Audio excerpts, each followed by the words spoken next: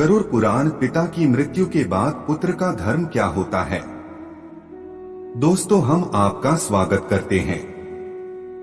दोस्तों, हम सभी जानते हैं कि मृत्यु के पश्चात हिंदू धर्म में मृत शरीर का अग्नि संस्कार किया जा सकता है और उसके बाद उसका 10 दिनों के बाद मृतक का पिंडदान किया जा सकता है।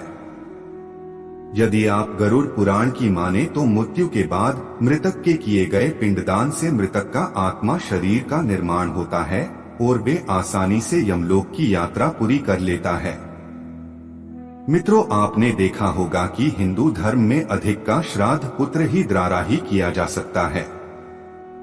इस बात को लेकर हम आपको ये बताने जा रहे कि पिता की मृत्यु के बाद पुत्रों को क्या क्या करना चाहिए। तो कहलिए मित्रों, हम आज की इस गरुड़ पुराण की कथा शुरू करते हैं। मित्रों, पिता के मृत्यु के बाद पुत्रों को क्या क्या करना चाहिए, उसे जानने से पहले आपको ये जानना भी जरूरी है कि वीडियो में आगे बढ़ने से पहले हमारे YouTube चैनल जीवन ज्ञान संगम को लाइक सब्सक्राइब करें और कमेंट में जय श्री राम लिख दे। आपका कल्याण ही कल्याण होगा। दर्शिकात्र विधान क्या होता है। गरुड़ पुराण अनुसार भगवान विष्णु ने कहा है कि दर्शिकात्र विधान को धारण करने से पहले सप्तपुत्र पितृऋण से मुक्त हो जाता है। इस विधान पूरा करते समय मृतक पिता के पुत्र चाहिए कि वह अपना पिता के मृत्यु का शुभ से परित्याग कर दे। तब पश्चात धैर्य धारण कर सात्विक भाव से पिता का पिंडदान आधिकर्म से करे। इस दर्शिकात्र विधान करने से पहले मृतक पिता के पुत्र को ये भी ध्यान रखना चाहिए कि उसकी आंखों से एक भी बूंद पानी की नहीं निकलनी चाहिए, क्योंकि पुत्र अठाव बांधवों के द्वारा दर्शिकात्र विधान दौरान किए गए अश्रुपात को विवश होकर पितारूपी प्रेत का उसका उपमान करना पड़ता है। भगवान विष्णु कहते हैं कि है पक्षीराज पुत्रों चाहिए कि दर्शिकात्र विधान दौरान वो निरर्थक दरमियान वो अपना आंसू की एक भी बूंद बाहर न निकालनी चाहिए, क्योंकि कोई भी पुत्र हजारों वर्षों बाद दिन शोक करता रहे तो भी उसके मृतक माता पिता वापस जीवित होकर नहीं आते हैं। है गरुड़, ये बात तो तुम भी जानते हो कि इस पृथ्वी लोक में जिसकी भी उत्पत्ति हुई हो उसकी मृत्यु तो संभवित है। कोई इस पृथ्वी लोक में अमर नहीं है। जिसी ने भी इस पृथ्वी जन्म लिया है उसे एक दिन तो मरना है, और जिसकी मृत्यु हुई हो उसका जन्म भी निश्चित है।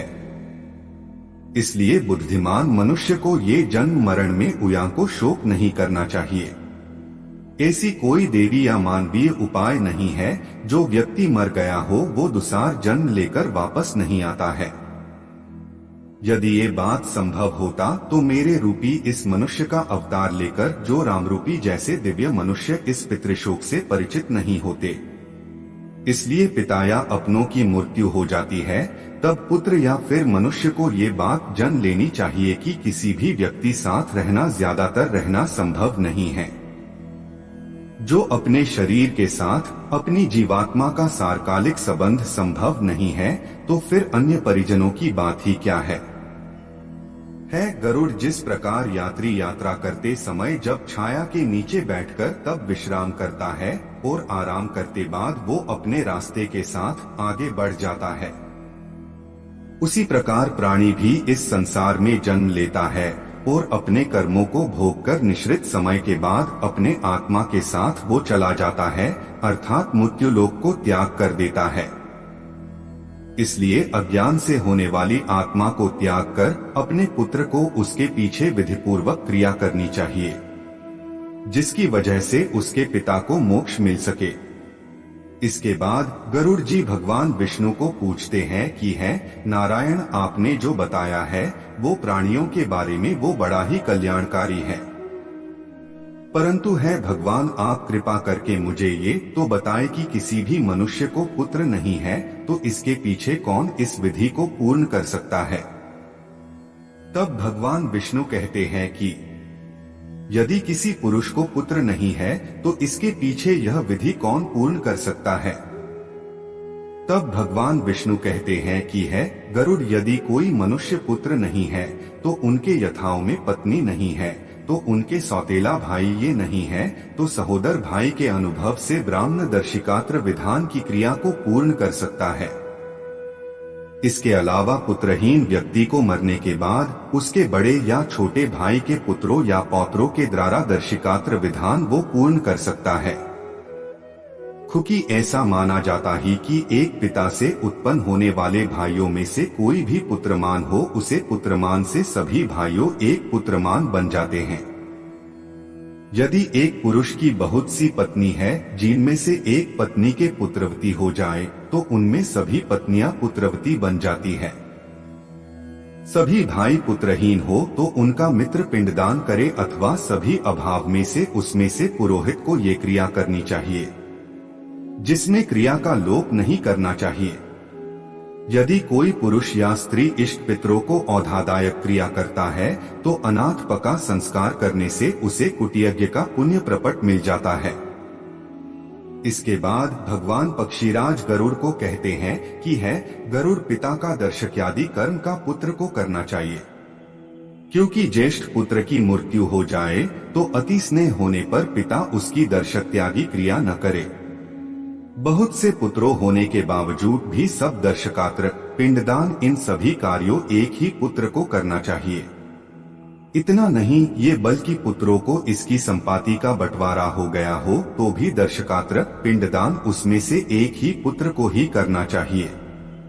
दर्शकात्र विधि दौरान एक पुत्र को चाहिए है कि वो एक ही समय पर भोजन करे, भूमि पर ही सोए तथा ब्रह्मचर्य धारण करके इस विधान पूर्ण करना चाहिए। तभी प्रेतरूपी पिता को, आत्मा को तभी मुक्ति मिलती है। गरुड़ जो इस पिता की नियमित पूर्वक इस विधान पूर्ण करता है तो उसे वही फल प्राप्त होता है जो पृथ्वी के 7 बार परिक्रमा करने के पश्चात जो फल प्राप्त होता है। दर्शिकात्र विधान को लेकर पिता की श्राद्ध रूपी क्रिया करने वाला पुत्र वह श्राद्ध का फल प्राप्त करता है। दर्शिकात्र विधान दौरान एक पुत्र को चाहिए कि वह पुर, तालाब, समुद्र, पूजालय, तीर्थ स्थल पर जाकर वह बिना मंत्र के स्नान करे और वृक्ष के नीचे बैठकर वह दक्षिण की ओर विधि बनाकर उसे गोबर से लिपे उस विधि में जो पत्ते पर बने हुए एक ब्राह्मण को स्थापित करके उसका विधि पूर्वक उसका पूजन करना चाहिए और पूजन करने के बाद उसको प्रणाम करना चाहिए। इसके बाद पिंडदान का आसान रखकर उसे ऊपर नाम का गोत्र उच्चार कराते हुए उसमें पके हुए चावल को पिंडदान करना चाहिए। फिर आपको 10वें दिन आपको माँ से पिंडदान करना चाहिए, परंतु कलयुग में माँ के हाथों से पिंडदान नहीं करना चाहिए। इस दिन आप और बंधु बांधवों को मुंडन करना चाहिए। क्रिया करने वाले को उस दिन दूसर मुंडन करना चाहिए। इसके अलावा 10 दिन तक प्रतिदिन पुरुष को एक ही बार और अकेले में ही उसको भोजन खिलाना चाहिए और हाथ जोड़कर भगवान विष्णु का प्रेत को मुक्ति के लिए इस प्रकार प्रार्थना करनी चाहिए। फिर स्नान करने के बाद घर जाकर गौ माता को भोजन खिलाना चाहिए और फिर हमें भोजन करना चाहिए। तो मित्रों, पिता की मृत्यु के बाद इन पुत्रों द्वारा इस विधि का पालन करते हुए किया जाता है तो मृतक की आत्मा को जल्दी ही मुक्ति मिल जाती है। तो मैं आपसे उम्मीद करता हूँ कि ये हमारी आज की इस पौराणिक कथा आपको पसंद आई होंगी।